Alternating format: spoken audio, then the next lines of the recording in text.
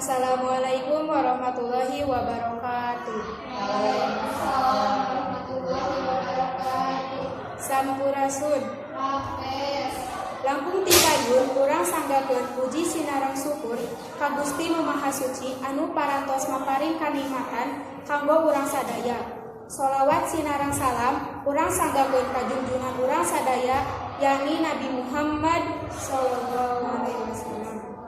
Teu hilap ka kulawargana, para sahabatna, tabiin wal tabiat sareng dugi ka urang salaku umat ajaranna.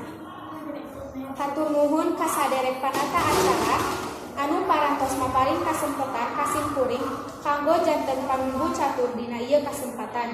Simpuring di dieu salaku panunggu catur ngucapkeun wilujeng sumping ka para pemilon anu tos ngaluangkeun waktosna dina acara ngadugikeun carpon karya penulis anu kawentar. Ieu acara teh kasang tukangna nyaeta hoyong ngenalkeun atawa ngemutan urang sadaya kana karya sastra tulisan penulis anu kawentar sangkan urang tiasa ngagaduhan sumanget atawa motivasi kangge ngadamel karya.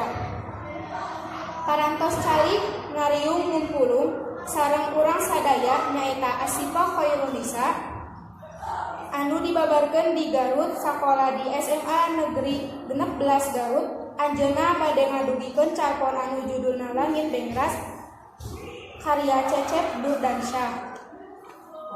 Supados teu nyangkolong kana waktos, Kang Jejer dihaturan kanggo mendarkeun naon-naon anu atos ditangtoskeun. Assalamualaikum warahmatullahi wabarakatuh. Waalaikumsalam warahmatullahi wabarakatuh.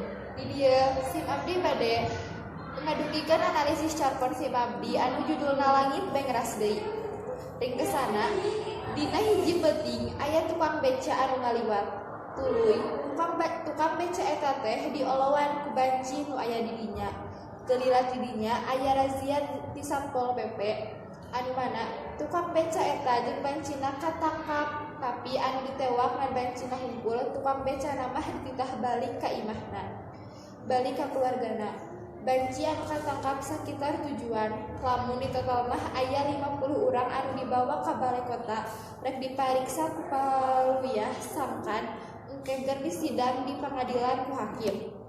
Analisis unsur carpon carita temana kahirupan anu salah latana tempat halte bus jalan waktuna peuting galurna tokoh atau watakna edeng murahan Satpol PP galak bencong nyata Julia centil ayarina wartawan sareng Pak Hakim. Amanatina carpon ieu nyata anu raksasa ku manusia ulah hirup sagawayah nu mana kudu turut kana aturan Allah Subhanahu wa taala. Di sim abdi dicukapkeun sakitu bae. Wassalamualaikum warahmatullahi wabarakatuh. Waalaikumsalam warahmatullahi wabarakatuh. Tah nembe Asifah Khairunisa parantos ngadugikeun materina. Urang sadayana tiasa nyandak manfaatna nyaeta urang janten jalmi teh ulah sok sagawayahna sareng kedah turut kana aturan Allah Subhanahu wa taala. Sakieu anu tiasa kapihatur kusim kuring hapunten bilih aya kalepatan. Wabillahi taufik wal hidayah. Wassalamualaikum warahmatullahi wabarakatuh. Assalamualaikum warahmatullahi wabarakatuh. Waalaikumsalam warahmatullahi wabarakatuh. Sampurasun. Rampes. Langkung ti payun urang sanggakeun puji sinareng syukur ka Gusti Nu Maha Suci anu parantos maparing kanikmatan kanggo urang sadaya. Sholawat salam urang sanggakeun ka junjungan urang sadayana yakni Nabi Muhammad sallallahu alaihi wasallam.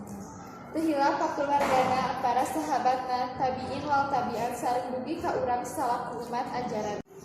Hatur nuhun ka saderek panata acara anu parantos maparing kasempatan kasimkuring kanggo janten panunggu catur dina ieu kasempatan. Simkuring di dieu salaku panunggu catur ngucapkeun wilujeng sumping ka para pamilon anu tos ngaluangkeun waktosna dina acara ngadugikeun carpon karya panulis anu kawentar. Ieu acara teh kasar tukangna nyaeta hoyong ngenalkeun atawa ngemukan urang sadaya kana karya sastra tulisan panulis anu kawentar sangkan urang tiasa ngagaduhan semangat atawa motivasi kangge ngadangu karya. Parantos calik ngariung mungkulung sareng urang sadayana nyaeta Ai Siti Nurjanah anu dibabarkeun di Garut sakola di SMA 16 Garut.